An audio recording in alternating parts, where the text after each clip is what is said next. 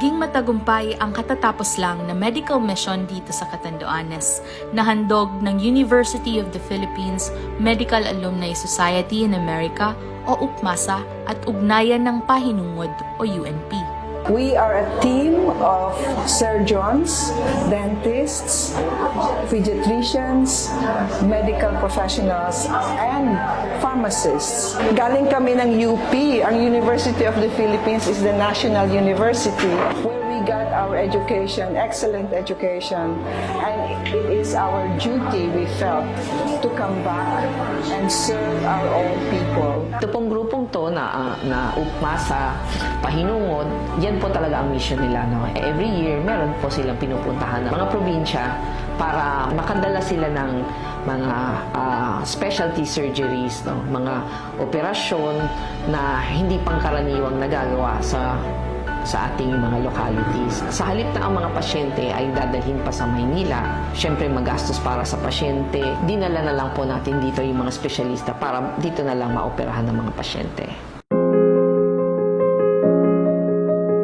Umabot sa 245 medical consultations, 102 pediatric consultations, 4 dental consultations, 115 ultrasound tests, 177 dental operations, 68 dental restorations, 174 dental extractions, 125 minor operations, at 49 major operations ang kabuuhang serbisyong ibinigay ng grupo. Ngayon po na paagian sa indang pag-opera. Dahil po ako na sakitan. Marinas mo po ang pagka-opera sa inya. Mga alis to po sinda. Madali po silang mahinga ng tulong. Natugunan ang aming pangangailangan sa pagpapa-opera ng aking anak. Napakagaling po nila. Ito na po yung lagay ni Buboy. Okay na po siya. Napili namin ang Catanduanes kasi talagang kailangan nila ng tulong galing sa medical at saka surgical. At saka meron din kaming dental dito. So marami kaming nagagawa. At saka mabutit nakakatulong kami dito sa inyo. Bukod sa serbisyong ibinigay nila dito, may ilang pasyente din ang dadalhin sa Maynila para sa operasyon. Sagot ng grupo ang gastos dito. We have 10 patients na yung mission team na ang magdadala sa Maynila. No? Sila na po ang gagastos sa lahat, transportation, hanggang operasyon doon. No? Bago umalis sa probinsya ang mga medical volunteers, naghandog ng salo-salo at appreciation night ang opisina ni Governor Joseph Buboy Cua kasama ang opisina ni Vice Governor Peter Boste Cua para pasalamatan ang mga volunteers at ipagdiwang ang tagumpay ng programang handog ng UPMASA at UNP. And the last 3 to 4 days have been very enlightening and very satisfying.